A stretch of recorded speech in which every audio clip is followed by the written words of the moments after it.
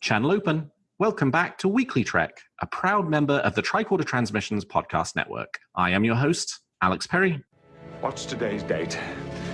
The date. Today's show was recorded on July 11th, 2019, and is current through the end of Star Trek Discovery Season 2, so beware of spoilers. All right, let's get into the show. Good day, Voyager, and welcome to A Briefing with Neelix. It's a catchy title, isn't it? WeeklyTrek is a 30-minute news show covering the biggest stories from the Star Trek franchise. We are in a new golden age of Star Trek. There are 5 television shows in active production, possibly more on the way, and enough merchandise to fill the Bajoran wormhole. So stick with me, and I'll help you sort the real facts from a lot of the Dominion propaganda that you'll read online. But I can't do this alone, and my guest this week is Carl Wonders. Carl, welcome to WeeklyTrek. Thanks for having me, Alex. It is super exciting to have you. I ask my guests this question every week. I want to know something that's got you feeling good about Star Trek at the moment. What's got you moving at Warp 10? Oh my gosh, where to begin? I guess to sum it up, it would be that, we have quite a bit of news to get through today. But we're doing that with the knowledge that we have Comic-Con coming up and STLV coming up. So this is really just the appetizer, I think, as far as a whole lot of what I would imagine is going to be a lot of great news in the world of Star Trek. And I can't imagine a time in the past with any of the franchises that we would have potentially had this much new information and new things coming all out at once, because, all these new shows and all this shows existing and shows that are barely even off the drawing board, so to speak. But this is really when all the news is going to hit. So we have so much to look forward to, and I just can't wait to see what's going to become of it. And, 1 year ago, almost a year ago, we were sitting in the theater at STLV and the Picard show announcement happened. And, I just imagine how that felt. And that was one big announcement. Now we have how many shows coming out. So I just can't wait to see what news hits next. Yeah, it really is so exciting. And you're right. This is the appetizer week in advance of what I'm sure will be a gourmet buffet for San Diego Comic-Con. And it's certainly looking more and more like it will be a gourmet buffet. Now we have the details of the Enter the Star Trek Universe panel that will be taking place at San Diego Comic-Con next Saturday. And to kind of piggyback off what you were talking about, the thing that I'm feeling good about Star Trek this week and really excited for is clearly, obviously, the San Diego Comic-Con panel that's taking place next week. And I'll use this as an opportunity to drop in a 5th little news nugget, which is that it looks for sure that there is going to be a trailer for Star Trek Picard that will debut at San Diego Comic-Con next week. We weren't sure. I mean, we've seen a teaser trailer that came out about a month ago now. And we'd sort of been suspecting that potentially there would be another trailer at San Diego Comic-Con, but you never quite know, what's coming. But according to Hunterlee Culpepper, who directed the first 2 episodes, on her Twitter feed in the last couple of days, she did tweet something about, can't wait for you to see the trailer. Somebody did specifically ask her, is there going to be a trailer at San Diego Comic-Con? And she said yes. So we know now for sure that we have, in addition to, I'm sure, all of the other information we'll learn about the show, we will also get new footage, which is super, super exciting. All right. Well, with that, let's turn to the week's top stories. There's a war going on, and I'm a reporter. So we were just talking about Star Trek Picard, and our first story of the week does relate to Star Trek Picard. CBS has released new key art for the Star Trek Picard show that features Sir Patrick Stewart as Captain Jean-Luc Picard and a surprise second, I was going to say person, but a surprise dog in the poster. I'm sure most of you have seen it by now, but I'll quickly describe the poster. It shows Jean-Luc Picard with his back to us in civilian clothing, a dog sitting right next to him, and he is looking out over what's clearly the Picard family vineyard in Le Bar, France. And in the sky, there is sort of the faint outline of what's very clearly a planet. The dog is very interesting. It is a pit bull. I think that is an intentional choice and probably something that Sir Patrick himself pushed for. We know he's become a big, passionate advocate for the pit bull over the last few years, has fostered several. And the other interesting thing, and who knows if this is a tidbit or not, or if it's just one of these throwaway Easter eggs, TrekCore was able to zoom in really close onto the tag around the dog's neck. and it's a little Starfleet Delta, and on the Delta are the words number one. So it's possible that the name of the dog will be number one, which if it is, I think standing ovation to all concerned. Who knows? Planet in the sky, I think probably Romulus, if you had to ask me to bet what the planet was, but since we really don't know all that much about the plot of the show, it really could be anything at this point. But Carl, how you feeling about this poster? Has it fired up your excitement for this show even more? It certainly has. It's giving a little bit more depth to the character. And if those of you who remember early on, at one point, I think in one of the first 2 seasons, Picard made some passing reference about how he never played with puppies. And I think that clearly he has now.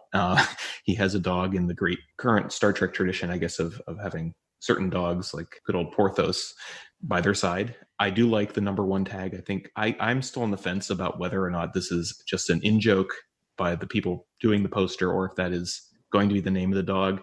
There's been a lot of rampant speculation about what this portends for the Riker character, for example. I don't think that is necessarily going to mean anything. I think it's just a cute little thing. And of course, he would have his number one companion would be named number one. I would think that's in fitting with Picard. I also agree with you that I think the planet in the sky would most likely be Romulus, pretending the discretion of Romulus, which for those in the back did happen in the Prime timeline. I've gotten back and forth a few times with people. But I think it certainly is a nice second piece to what we got with the original trailer, I think, and the original shot of the vineyard, and the fact that he's gone back to his roots, so to speak, and he's clearly found a companion of sorts. I'm hoping that this will feed a little bit into what will end up being my wish for the show later, but it just raises more questions for me about where the show's going to go, and it doesn't seem like it's going to be potentially all doom and gloom here if there's a dog involved, I would hope. So I know that there had been some speculation around about, this is going to be a dark, philosophical and psychological look at Picard, and maybe it still will be, but the fact that he does have an animal companion with him, maybe there will be a little bit of added lightness just by the fact that there's a dog in the picture. And certainly if the name of the dog is number one, I think, that's a funny joke, right? Mm-hmm. That's not unimportant, if that turns out to be anything more than just a little clever in-joke, which of course is still entirely possible. Yeah, I think it's really interesting that, as far as the show is concerned, we really have not seen, certainly in terms of what has been publicly released by the studio, any sort of imagery that is sort of traditional Star Trek imagery, right? This poster for this show is him looking out over a French vineyard. Mm-hmm. There's no Enterprise, there's no starship, there's no Starfleet uniforms. The only reason we know what the Starfleet uniforms look like is because of those leaked pictures from filming at the Anaheim Convention Center, and the fact that somebody happened to have their phone out at the CBS upfronts and managed to capture a quick shot of the screen. Those images were never kind of released by the studio. Those have just kind of found their way out onto the internet later. So, it does signal something really interesting about the show, that they are very much going in that direction. And, we'll have to see how it plays out. But it's also very exciting because, it's different, but hopefully in many ways still has a lot of the sort of look and feel and kind of atmosphere that we have come to expect from Star Trek shows. So very, very exciting. Yeah, absolutely. And I'm actually wondering, as far as some of the other looks, and maybe even a prop or two might make its way to Vegas or something, because, they're going to show the trailer at San Diego. And then I can think of no better opportunity to kind of immerse people in what this world is going to look like. Because this is also, interestingly, is a time period that we have not seen yet in any form, as far as I'm aware. And, just to get a sense for how things have been tweaked, I from what I could make out, which is not a lot, because you had to do your little CSI enhanced image stuff on some of those leaked photos about, the collars of the uniforms and the color scheme. It seems sort of in keeping with the Deep Space Nine style uniform, if I'm remembering the image correctly. Yeah, that's right. Yeah. So it's an interesting choice. And I do think that the current production team has done a good job of remaining faithful to old looks while doing an update that makes it stand out and be a unique look too at the same time. Yeah, totally. And I think your supposition that maybe we will see something of the props and costumes, I think that is correct. I mean, we know that there's going to be this Picard First Duty gallery exhibition at San Diego Comic-Con next weekend, the same kind of gallery exhibition they've done for the last couple of years where they've previewed Star Trek Discovery costumes, props, and concept art. And while we know that this Picard First Duty exhibit is going to have a bunch of Next Generation stuff, the press release did also mention potentially having props and costumes from the show itself. So just like we've seen that exhibit travel from San Diego Comic-Con to Star Trek Las Vegas right after, I'd be very surprised if that wasn't also the case for this Picard one next weekend as well.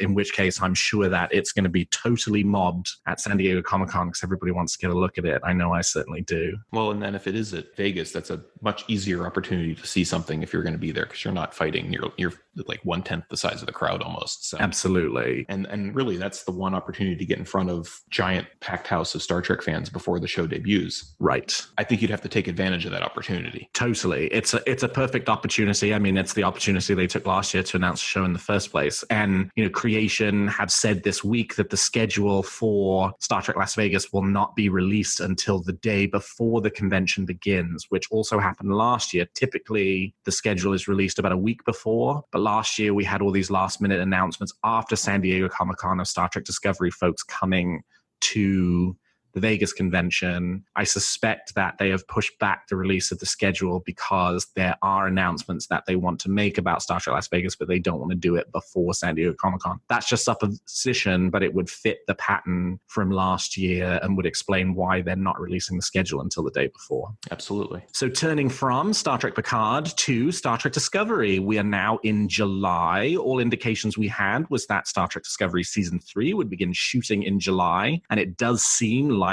folks have started to return to Toronto. I noticed Wilson Cruz tweeted yesterday that he was back in Toronto after the hiatus. So I'm sure he is probably planning to get back before the camera soon. But it does appear potentially as though there has been some filming taking place for Star Trek Discovery and not in Toronto, Canada. So thanks to some internet sleuthing on Instagram, several high-profile members of the cast and crew of Star Trek Discovery have been placed over the last 10 to 14 days in Iceland. Mary Wiseman, Sonequa Martin-Green, Olatunde Osunsamni, the co-executive producer for Star Trek Discovery, and one of the makeup artists, all have been snapping pictures of Reykjavik, Iceland, which very strongly hints that there's been filming taking place in Reykjavik for either one of the 4 short treks that we know are coming, or for Star Trek Discovery Season 3 itself. Is it just a coincidence that 2 of the main cast members, one of the co-executive producers and one of the crew members happens to be in Iceland?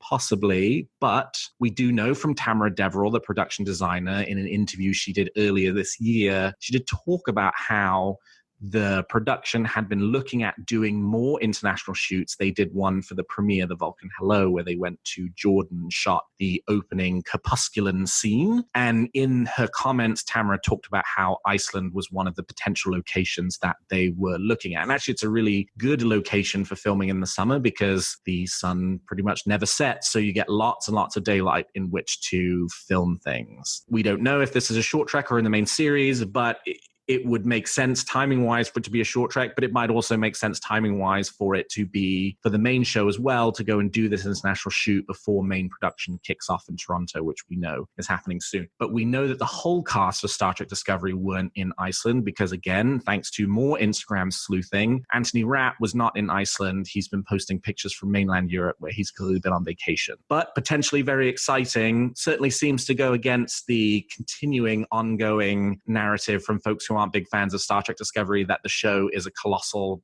failure and losing a bunch of money, that they shipped off cast and crew to Iceland to film. But how does it make you feel, Carl? I'm really excited about this simply because despite how good special effects are, I don't think there's going to ever be a substitute for actual locations shooting, outside actual environments. You just can't duplicate that on sound stages or even in the computer environment to the degree that you can in a real life location.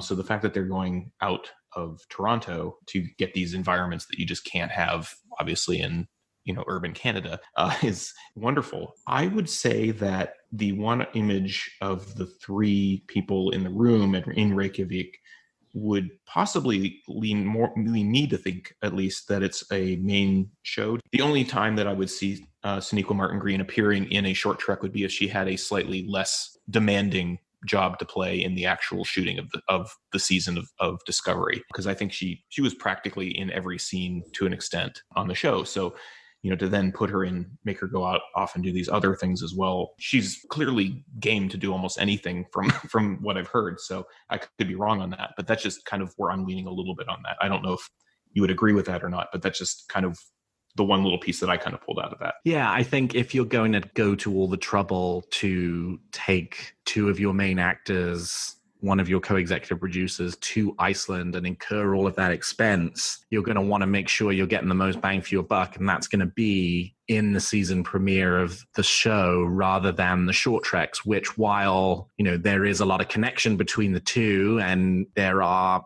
most certainly anyone who's listening to this show is going to watch the short treks and is going to watch Star Trek Discovery. More casual fans are potentially going to skip the short treks and just go right to Discovery, in which case you spend a lot of money for fewer eyeballs than you would otherwise get. And especially since, we don't know if the release of the short treks, given the kerfuffle that there was over international distribution in advance of season 2, will that repeat itself for season 3? I think the smart money is probably on it being one of the main episodes of the season, because why else do that? But we suspect that they've not kind of kicked off main production yet in Toronto. So I suppose it's possible it could be a short trek, but I think we may find more out about this next Saturday again at San Diego Comic-Con, because we know that Sonequa Martin Green and some of the producers of Star Trek Discovery will be part of this Enter the Star Trek Universe panel. And obviously they have to have something to say when they get there. And I think they're going to want to keep most information about season 3 under wraps at this point, because they clearly made an intentional choice not to share any of that at the end of season 2. And so I think we probably will find out what are these short treks and get a sense of them. And we may find out a little bit about sort of wider production of the season without necessarily going into story details, which, revealing that they've done filming in Iceland would be pretty newsworthy. Yeah, definitely. So we're keeping on Star Trek Discovery. There has been an announcement of the upcoming release of the Star Trek Discovery Season 2 soundtrack from Lakeshore Records. This is the digital release for Star Trek Discovery Season 2. Lakeshore, which has, I think, put out a lot of the albums for TV shows that Jeff Russo, the Star Trek Discovery composer, has scored. They did Season 1. The release date is July 19th.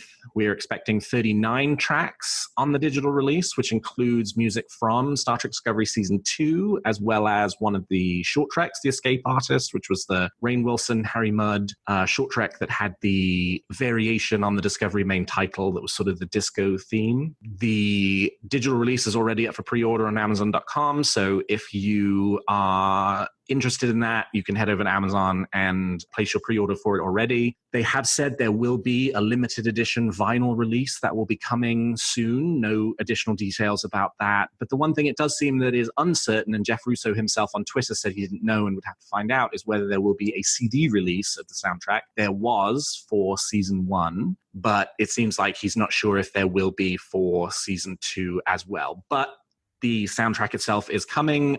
I'm a big soundtrack buff. Carl, I know you're a big soundtrack buff. Tell me, music for Star Trek Discovery Season 2, is this a soundtrack that you would encourage people to go out and order? This is one that I would have pre-order the minute that it was available.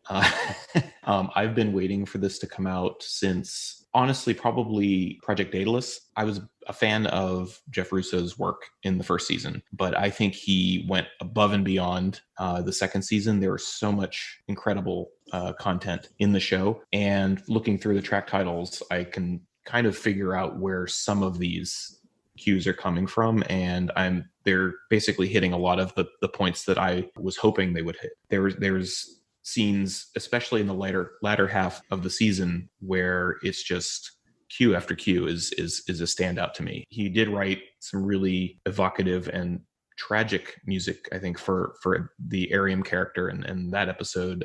There's some great scenes in The Red Angel between Burnham and Spock that has some wonderful scoring, and then the whole scenes toward the end with her dying out in the chair and the Red Angel coming to rescue her, and then going into the final episode where you had the montage of the letters to home and the scene when everyone salutes Captain Pike as he's leaving the bridge, and I could go on and on. So suffice to say that this is something that I'm very excited to take a listen to when it finally hits. Yeah, me too. The music for season 1 was good. The music for season 2 was excellent, as far as I was concerned. I mean, there were certainly certain themes in season 1 that were very memorable, but in season 2, you felt at least I felt a lot more as I was watching the episodes that there were moments where I was particularly noticing and enjoying the musical score that there was underneath the episode. I think the transition in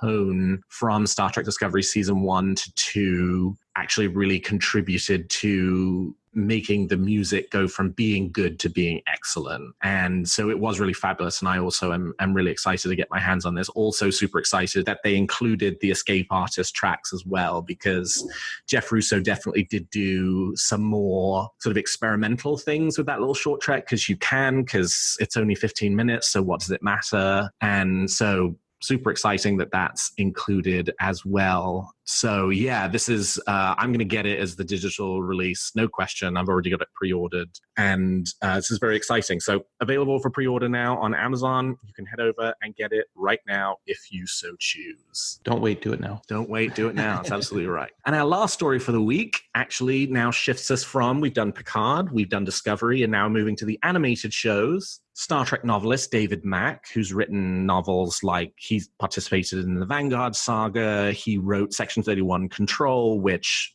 absolutely must be the inspiration for the Control character from Star Trek Discovery Season 2, has been one of the kind of core stable of Star Trek novelists for many, many years now, going all the way back to, I think he started working on Star Trek novels in the early 2000s. I want to say 2002, 2003 was his first novel. He announced this week that he has been hired as a consultant on Star Trek Lower Decks and another secret animated Star Trek project, which, again, if I were a betting man, and I have a little evidence to back it up, I would say is the Nickelodeon show, since that's the other animated project that has been announced thus far. Mac was very clear to point out that he was not a writer, so he's not part of the writer's room, but he is on staff as a consultant.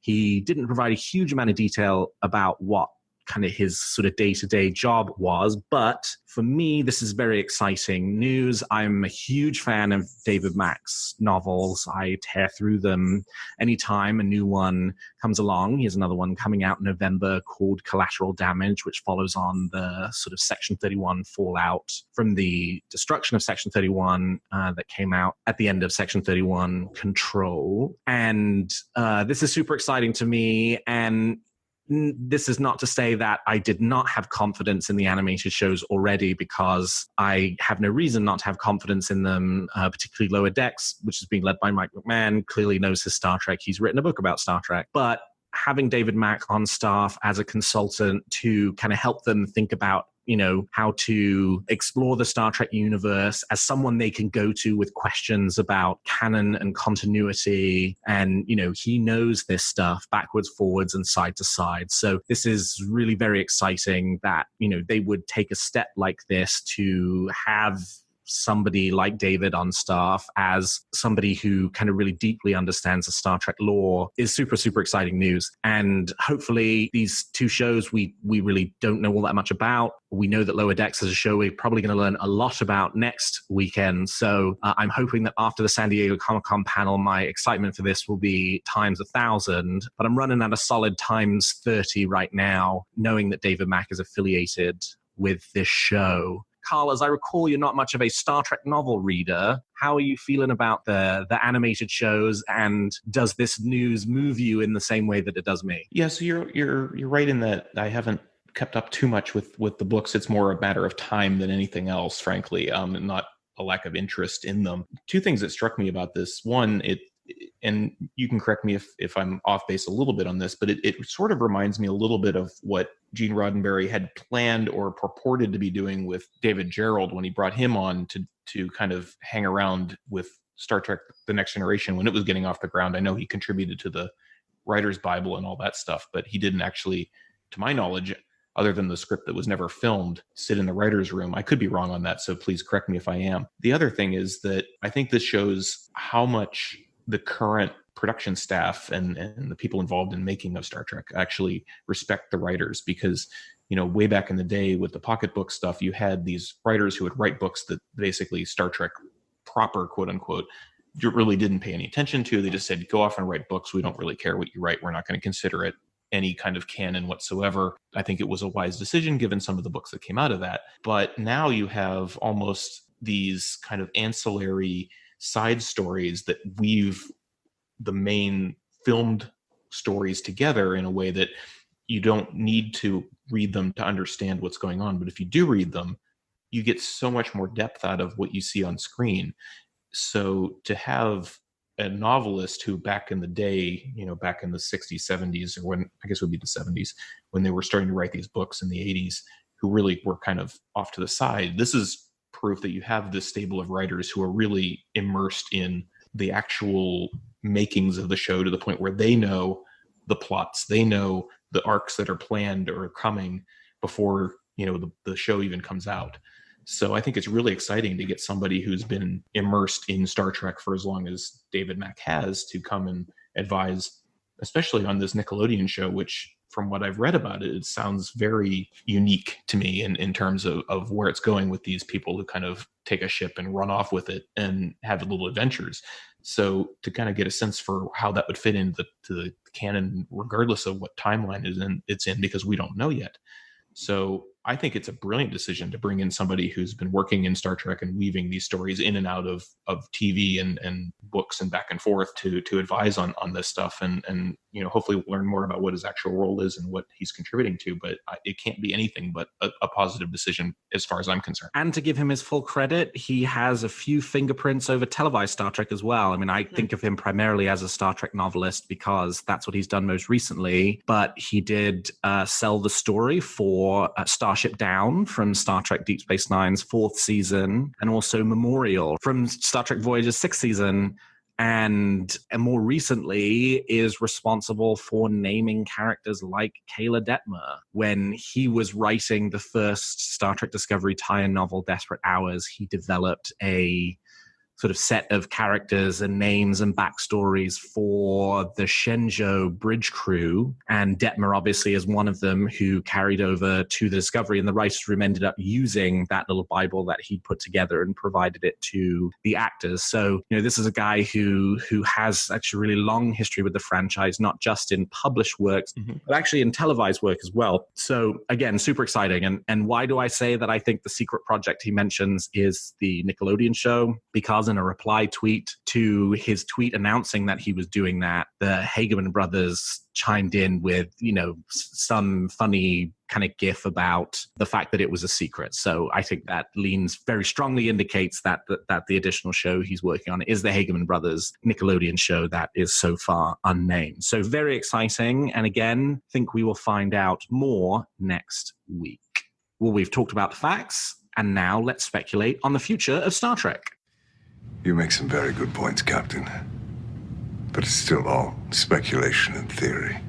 So as always, each week I and my guests are going to give you a theory or a wish that we're nurturing about the future of the franchise. So Carl, let me hear your theory or wish for this week. So I'm going to cheat and give one of each here. Please do. So my theory is about the short treks that are coming out. And I'm hoping, or I guess that's kind of mixing a wish and a theory, but I'm thinking that because there's 6 of them, that they're going to use these opportunities to basically tee up the various worlds that are going to be shown in the forthcoming shows. So we already know there's 2 animated shows, but I think we're probably going to get one that's going to introduce the future 32nd century environment that the Discovery is going to find themselves in season 3, maybe setting the stage for whatever is happening when Discovery drops in out of the wormhole that they went into at the end of season 2. They're going to obviously appear in the middle of something, and that something might hopefully be kind of set in motion in one of the short treks. And I'm also hoping to see a little bit something connecting to the Picard show. We haven't seen anything about what happened in the timeline post Nemesis up until now. So we have a few years to play around with. There have been novels and things, but I don't think anyone's ever filmed anything in that time period. So hopefully, we'll see a little bit of setting the stage for Picard and also for season 3 of Discovery. My wish, which goes back to the dog image and the need to hopefully have a little bit of levity, is that as much as I've loved the first 2 seasons of Discovery, I would hope that the writers remember that you can tell dramatic stories without running your characters through the ringer. We've had 2 seasons of Discovery that have been fantastic, in my opinion, but they've always dealt with very heavy emotions and very heavy events happening around the characters. And no one ever makes it through these stories smiling. And one of the great things about Star Trek to me is the ability to have lighthearted stories and more positive and upbeat stories as well, on top of the other dramatic things that happen. And I would love to see our characters, especially the ones on Discovery, have a little fun in season 3. And that kind of goes along with a lot of current television, but I'm going to stick to Star Trek and just say, go out, have a good time, tell a wonderful story, but let's enjoy ourselves while we do it. I like both the wish and I like the theory. Certainly from the theory perspective, these short treks we have coming up, they have a big pastiche to work with. There are lots of different directions that they can go in. There's nothing to say that all 6 of them will necessarily tie into Star Trek Discovery. We know that probably at least 1 or maybe 2 of them will, depending on how this Iceland thing shakes out. One, certainly the one we talked about 2 weeks ago, that is likely to feature Ethan Peck returning as Spock and Rebecca Romaine as number 1. But for the rest of them, who knows? And, it would be a good opportunity for them to do a series of 24th century short treks that kind of lead you into the Picard show. I've always been enamored with Jen Tiff's theory from her first episode of Weekly Trek, in which she talked about how, if there were a set of 24th century short treks, who would you want it to focus on? Mm-hmm. And there's so much that they could do with that. That's the nice thing about the short treks, is they're very versatile and allow them to kind of hit lots of different objectives. As far as the wish is concerned, yeah, absolutely. Star Trek Discovery has done a really good job of telling some very kind of thick, heavy stories in terms of their emotionality to them. Certainly with, some lighter moments punctured amongst them. But, even season 2, which had a lighter kind of more hopeful kind of tone and arc to it than the first season did, still kind of came at it from just this very sort of heavy kind of putting the characters through the ringer. And that may be the case for the Picard show as well. We just don't know. But you're certainly right that, Star Trek itself as a franchise has the capacity to tell stories that are broader than just doing that same kind of thing over and over again. And I think it's encouraging that we have lots of different kinds of shows that have been announced, because it sort of indicates that there is potentially that thought process taking place amongst Alex Kurtzman and the showrunners, is that each can have a different tone and sort of do a different thing. So yeah, I'm on board with both. I guess, hopefully we'll know more about the short treks next week. So my theory for this week is actually a huge cop-out, because I don't have one. I'll tell you why. For the next week, am adopting the Morehouse approach to Star Trek, which is from our good friend, Mr. Jim Morehouse, whose approach to Star Trek is one of sitting back, not theorizing, not speculating, not wishing, and just having the franchise present itself and reacting to it. And we are 1 week away from learning a huge amount about these shows for Star Trek Picard, for Star Trek Discovery, and for Star Trek Lower Decks. That will probably forever change how we view at least a couple of these shows, since we don't know anything about Lower Decks and we know very little about Picard. They will, we'll be in a whole new world a week from now. So I'm just going to go into it for the next week. I'm going to be chill about it. I'm going to not kind of do too much to think about it over the next week. I'm not going to dive too deep into sort of theorizing and speculating. I am looking forward just to getting this info dump on Saturday, reacting to it. I'll be recording a show with Jen Tift about 3 hours after the panel, so it will all be fresh in our minds, and we will be buzzing with excitement from everything we learn. But for this week, I'm not going to theorize a wish, mostly because I'll probably be wrong by the time of next week's episode for whatever I pick. And I'm just going to take it as it comes. So that's me for this week. I'm being very against type for this show, but I think for this big news dump we're getting at San Diego Comic-Con next week, I want to go into it with a totally open mind. Do you have a theory or wish for Discovery or the future of the franchise that you'd like to share? Tweet them to me at WeeklyTrek, and I might feature your theory in a future episode.